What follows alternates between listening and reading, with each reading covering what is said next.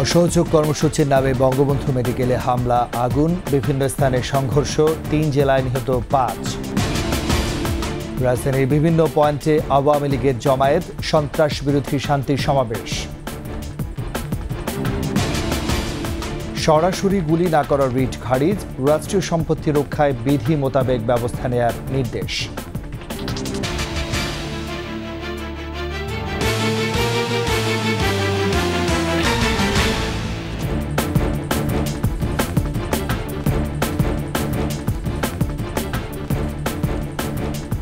শুনছিলেন first security ইসলামী bank PLC সংবাদ শিরোনাম। আমন্ত্রণ দুপুর 2:30 সংবাদের সাথে আছে আমি রাজীব জামান। আর দর্শক, একুশে টেলিভিশনের সংবাদ একই সাথে সরাসরি দেখতে পাবেন আমাদের ফেসবুক পেজ www.facebook.com/2124 অনলাইনে। অসহযোগ কর্মসূচির অংশ হিসেবে রাজধানীতে বঙ্গবন্ধু মেডিকেল বিশ্ববিদ্যালয়, সিএমএম আদালত সহ রাজধানীর বিভিন্ন স্থানে হামলা, ভাঙচুর ও অগ্নিসংযোগ করেছে বৈষম্য বিরোধী ছাত্র আন্দোলনের ব্যানারে মাঠে নামা কর্মীরা। এই সময় সংঘর্ষের ঘটনাও ঘটে। সকাল থেকেই শাহবাগ সায়েন্স ল্যাবরেটরি, ধানমন্ডি, মোহাম্মদপুর, মিরপুর, রামপুরা, তেজগাঁও, যাত্রাবাড়ি এলাকায় বিক্ষোভ সমাবেশ ও অগ্নিসংযোগ করে বৈষম্য বিরোধী ছাত্র আন্দোলনের ব্যানারে মাঠে নামা তারা। দেশীয় অস্ত্রের পাশাপাশি পেট্রোল, ডিজেল, গান পাউডার ও লাঠি হাতে দেখা গেছে তাদের। বিভিন্ন স্থানে আওয়ামী লীগ ও সহযোগী সংগঠনের মিছিল সমাবেশও হামলা হয়। বঙ্গবন্ধু মেডিকেল বিশ্ববিদ্যালয়ে প্রবেশ করে পার্কিং করে রাখা গাড়ি, হাসপাতাল ভবনে ভাঙচুর ও অগ্নিসংযোগ করেন তারা। সিএমএম আদালতেও হামলা ও ভাঙচুর করা হয়। এছাড়া বিভিন্ন সড়কে, ব্যবসায়ী প্রতিষ্ঠানেও হামলা ভাঙচুর চলে। অফিসগামী মানুষ, গণমাধ্যম কর্মীরাও আক্রান্ত হয় এই সময়।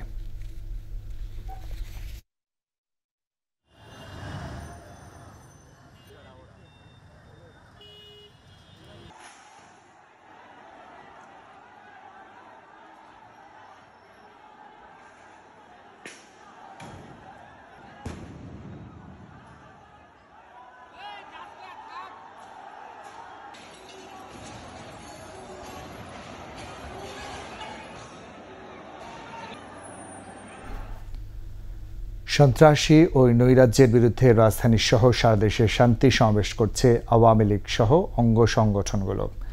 রাজধানীর খামারবাড়িতে বাংলাদেশ কৃষিবিদ ইনস্টিটিউটের সামনে শান্তি সমাবেশ করেছে বাংলাদেশ কৃষক লীগ। এ সময় আওয়ামী লীগের যুগ্ম সাধারণ সম্পাদক বাহাউদ্দিন নাসিম বলেন, যারা অর্থনীতিকে ধ্বংস করতে চায় তাদের বিরুদ্ধে প্রতিবাদী হতে হবে। আশা করেন শিক্ষার্থীরা এগিয়ে নিয়ে যাবে দেশকে। এ সময় আওয়ামী লীগের প্রেসিডিয়াম সদস্য আব্দুর রাজ্জাক বলেন, আন্দোলনের নামে ধ্বংসযজ্ঞ চলছে। সমাবেশ থেকে শেষ রক্তবিন্দু দিয়ে কৃষিবিদরা শেখ হাসিনার পাশে থাকার প্রত্যয়ের কথা জানিয়েছেন।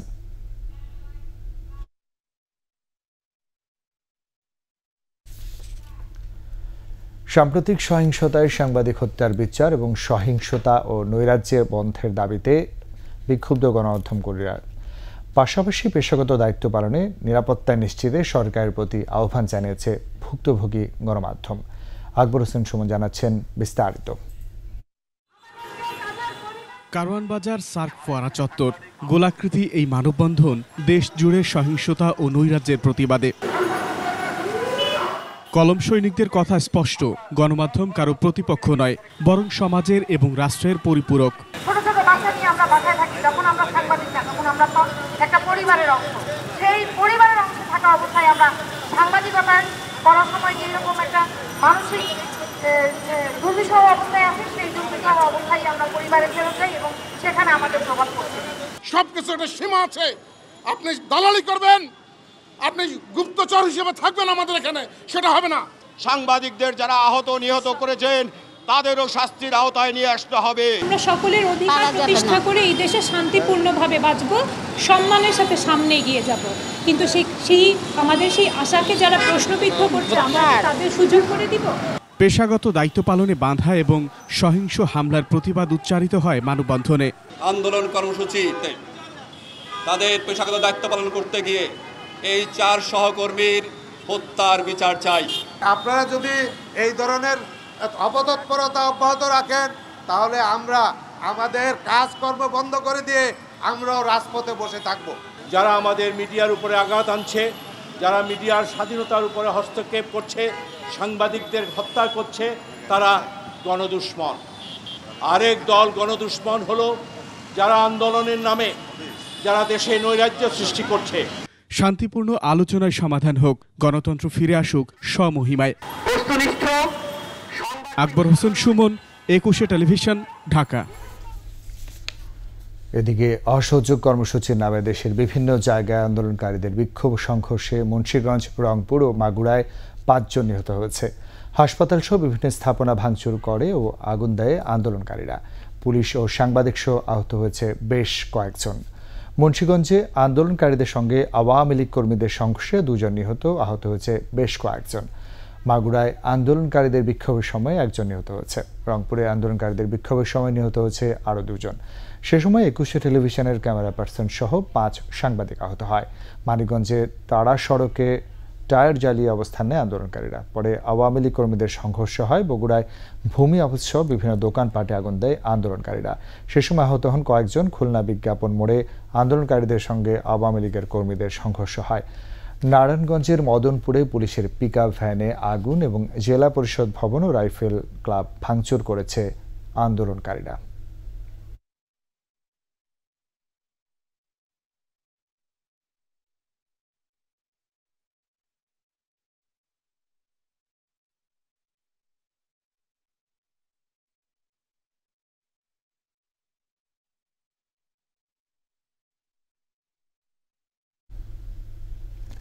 বিক্ষোভের সময় ছাত্রদের উপর গুলি না করার নির্দেশনা চেয়ে করার রিট পর্যবেক্ষণ সহ সরাসরি খারিজ করে দিয়েছেন হাইকোর্ট। গুলি করার ক্ষেত্রে আইন অনুসরণ করতে আইন শৃঙ্খলা রক্ষাকারী বাহিনীকে নির্দেশ দেন হাইকোর্ট। সরকারি সম্পত্তি রক্ষার জন্য আইন অনুযায়ী ব্যবস্থা নেবে বলে আইন শৃঙ্খলা বাহিনী এমন পর্যবেক্ষণও দেন হাইকোর্ট। বিচারপতি মোস্তফা জামান ইসলাম ও বিচারপতি SM মাসুদ হোসাইন দোলনের বেঞ্চ এই আদেশ দেন। এর আগে দেশের বিভিন্ন স্থানে আন্দোলনকারীদের উপর প্রাণঘাতী গুলি না চালাতে এবং ডিবি হেফাজতে থাকা বৈষম্য বিরোধী ছাত্র আন্দোলনের 6 সমন্বয়ককে মুক্তি দিতে নির্দেশনা চেয়ে গত 29 জুলাই রিটটি করা হয়। সুপ্রিম কোর্টের আইনজীবী মঞ্জুর আল মতিন প্রীতম ও আইনুন নাহার সিদ্দিকা লিপি রিটটি দায়ের করেন। গত 29 ও 30 জুলাই রিটের উপর শুনানি হয়। 31 জুলাই রিটটি আদেশের জন্য ওই বেঞ্চের কার্যতালিকায় ছিল।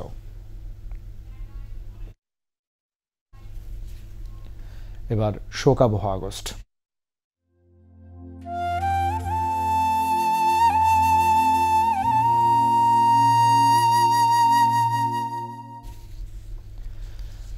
জাতির জনক বঙ্গবন্ধু শেখ মুজিবুর রহমানকে হত্যার নীল নকশা করা হয় কুমিল্লায়।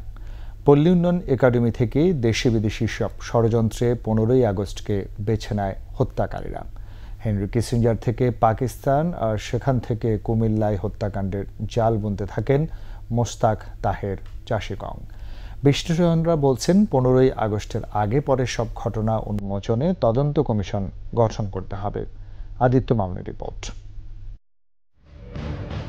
স্বাধীনতার মাত্র 3.5 বছরের মাথায় বাংলাদেশের মহান স্থপতিকে হত্যার ঘটনায় স্তম্ভিত হয়েছিল গোটা বিশ্ব। মুজিবনগর সরকারে ঘাপটি মেরে থাকা 71-এর পরাজিত অপশক্তির দীর্ঘদিনের ষড়যন্ত্রের বাস্তবায়ন ঘটে 15 আগস্টে। বঙ্গবন্ধু শেখ মুজিব হত্যাকাণ্ড বিপদগামী সেনা কর্মকর্তাদের আকস্মিক আক্রমণ ছিল না, বরং স্বাধীন দেশকে বিপদে ফেলার গভীর ষড়যন্ত্রের বাস্তবায়ন এবং জিয়া মুস্তাকের ক্ষমতায় আসার সিঁড়ি। কুমিল্লা বার্ডে খন্দকার মুশতাকের যাওয়া আসা, একজন মন্ত্রী তার কুমিল্লা বার্ডে কেন যেতে হবে? কুমিল্লা বার্ডে যেতে হবে এই কারণে যে সেখানে মাহবুবুল আলম চাষি এবং তারা মিলে সেখানে ষড়যন্ত্র করছে।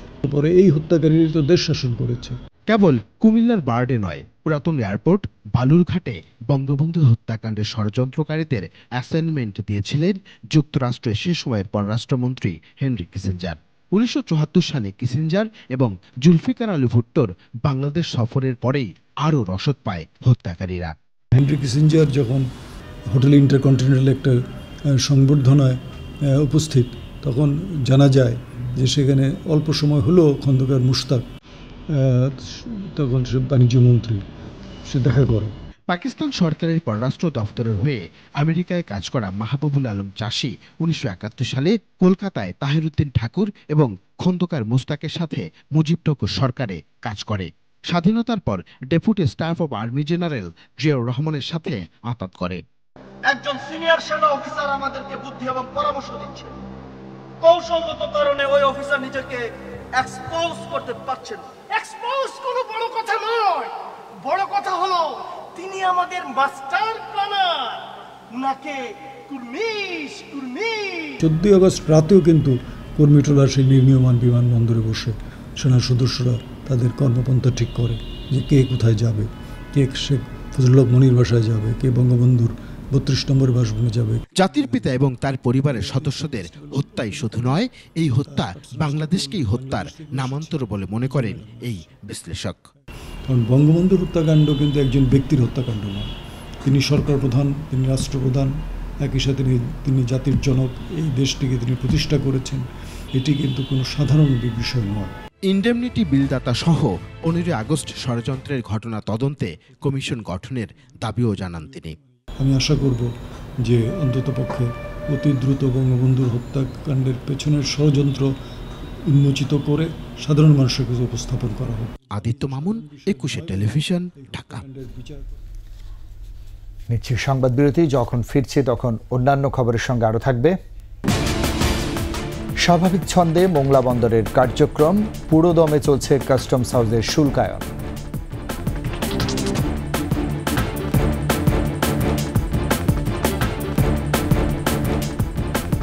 আবার আমন্ত্রণ দুপুর 1:21 সংবাদে। ফেনীর মুহুরী, কহুয়া ও সিলোনিয়া নদীর তীর রক্ষা বাঁধের 11টি পয়েন্ট ভেঙে 3 উপজেলার 80টি গ্রাম প্লাবিত হয়েছে। ফেনী পরশুরাম সড়কে বন্ধ রয়েছে যান চলাচল। বাঁধ ভেঙে লোকালয়ে পানি ঢুকে পড়ায় পানিবন্দী হয়ে পড়েছে পরশুরাম, ফুলগাজী ও ছাগলনাইয়ার 3 উপজেলার কয়েক হাজার পরিবার। জেলা প্রশাসক মোসাম্মদ শাহিনা আক্তার জানান, দুর্যোগ মোকাবেলায় সার্বিক প্রস্তুতি নেওয়া হয়েছে। পানিবন্দী মানুষের জন্য শুকনো খাবারও প্রস্তুত করা রয়েছে।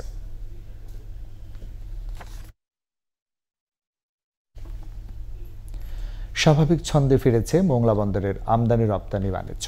ইন্টারনেট চালু হওয়ায় পুরোদমে চলছে কাস্টমস হাউসের শুল্কায়ন। এর আগে কোটা সংস্কার আন্দোলনকে ঘিরে অস্থিরতায় ব্যাহত হয়েছিল বন্দরের প্রায় সকল কার্যক্রম। প্রায় 100 কোটি টাকা ক্ষতির মুখে পড়েন ব্যবসায়ীরা। কমে রাজস্ব আদায়ও।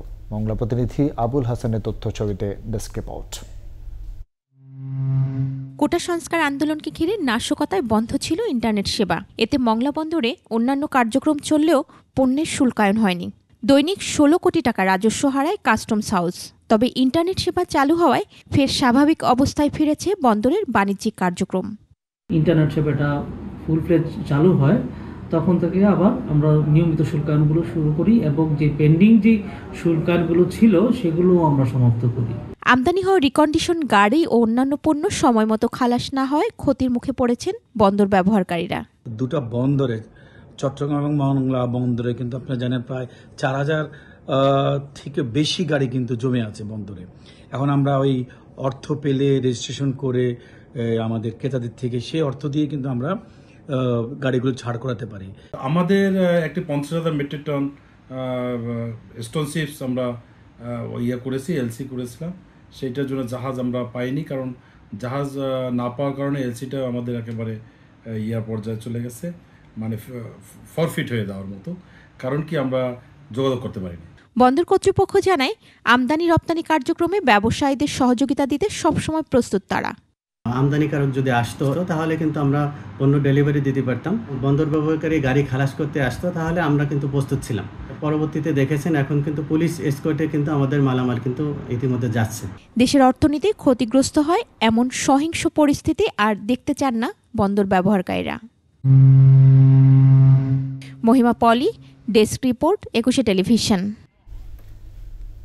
এবার জানবো সাম্প্রতিক নাশকতার আরও খবর।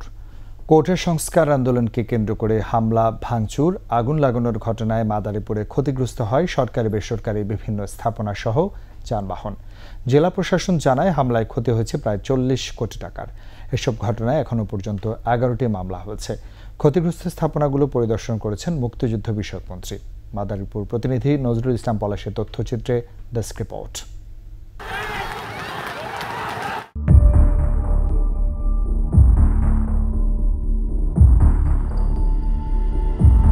কোটা সংস্কার আন্দোলনে ভর করে তাণ্ডব হয়েছে মাদারীপুরেও।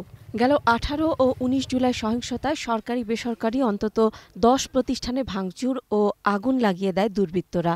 প্রাণ হারায় 3 শিক্ষার্থী। আহত হয় শতাধিক আন্দোলনকারী। দুর্বৃত্তরা হামলা করে জেলা প্রশাসকের কার্যালয়, পুলিশ সুপারের কার্যালয়, জেলা আওয়ামী লীগ অফিস, জেলা মহিলা সংস্থা, নতুন বাসস্ট্যান্ড সহ বিভিন্ন সরকারি বেসরকারি স্থাপনায়। আগুন লাগিয়ে দেয়া হয় পুরানবাজার ১ নম্বর পুলিশ ফাঁড়ি, পৌর মুক্তিযোদ্ধা অডিটোরিয়াম, মাদারীপুর ২ আসনের এমপি, আওয়ামী লীগের প্রেসিডিয়াম সদস্য শাহজাহান খানের মালিকানাধীন পেট্রোল পাম্প, ৩২টি বাস, ৩টি ট্রাক। এ ঘটনায় ক্ষোভ প্রকাশ করে ঘটনার সাথে জড়িতদের শাস্তির দাবি করেছেন স্থানীয়রা। দুষ্কৃতকারী আমাদের ডিপোতে হামলা করে এবং বাস ডিপোতে হামলা করে, সার্বিক ফিলিং স্টেশনে হামলা করে। সরকার আমাদের দিকে সুদৃষ্টি দেখ, আমরা যারা কর্মরত ছিলাম কর্মহীন হয়ে পড়েছি, যাতে আমরা আবার পুনরায় কর্মে ফিরে যেতে পারি। এই ধরনের নিকার কাজ আমার মনে হয় মাদারীপুর এই ৪০-৫০ বছরের ভিতরে এগুলো কোনোদিন ঘটে নাই। সারা বাংলাদেশে এই ধরনের তাণ্ডব চালান হয়েছে, এটা আমাদের কারোরই কাম্য না। সুশীল সমাজ বলছেন, আন্দোলনকে পুঁজি করে পরিবেশ অশান্ত করাই ছিল দুর্বৃত্তদের উদ্দেশ্য।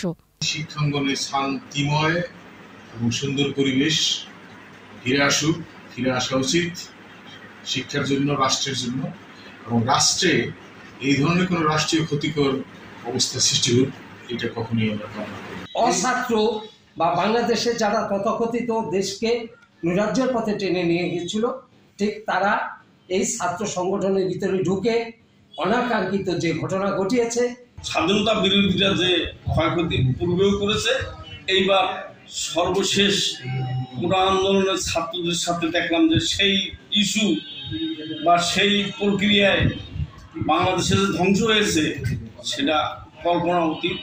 সরকারের ভাবমূর্তি ক্ষুণ্ণ করতে দেশি বিদেশি একটি কুচক্রী মহল এ হামলা ঘটিয়েছে দাবি পৌর মেয়রের। এই অঞ্চলের মানুষ এই সরকারের প্রতি সন্তুষ্ট, তারপরও কিভাবে এলাকার এই অঞ্চলে এই বিস্ফোরণটা তৈরি হয়েছে, এটা কোত্থেকে আসলো, এই বিষয়ই এখন আমাদের প্রশ্ন। পুলিশ জানায়, ইন্ধনদাতাদের ইতিমধ্যে শনাক্ত করে কয়েকজনকে গ্রেফতার করা হয়েছে। তথ্যের ভিত্তিতে আমরা আসামিদেরকে গ্রেফতার করছি এবং এই সমস্ত ঘটনায় যারা ইন্ধন দিয়েছে পিছন থেকে তাদেরকেও আমরা আইডেন্টিফাই করতে পেরেছি।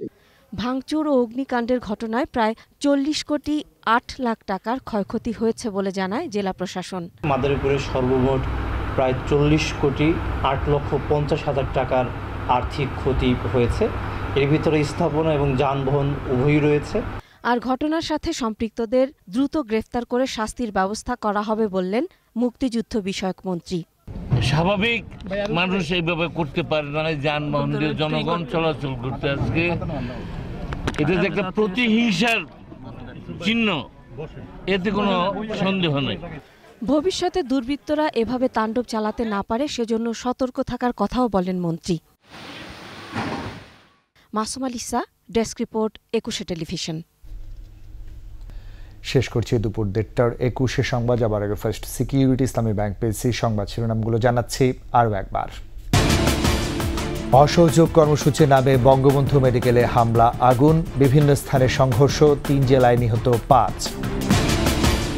রাজধানীর বিভিন্ন পয়েন্টে আওয়ামী লীগের জমায়েত, সন্ত্রাস বিরোধী শান্তি সমাবেশ।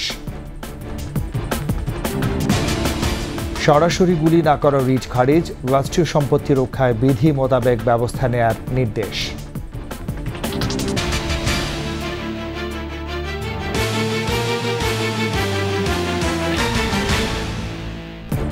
সবশেষ খবর জানতে ডায়াল করুন 202 নম্বরে ভিজিট করুন 21-tv.com এই ওয়েবসাইটে। এছাড়া ফেসবুকে ভিজিট করতে পারেন www.facebook.com/2124 অনলাইনে। এতক্ষণ সাথে থাকার জন্য ধন্যবাদ। সন্ধ্যা ৬টায় ২১-এর দেশের সংবাদ দেখার আমন্ত্রণ রইল। ২১-এর সাথেই থাকুন।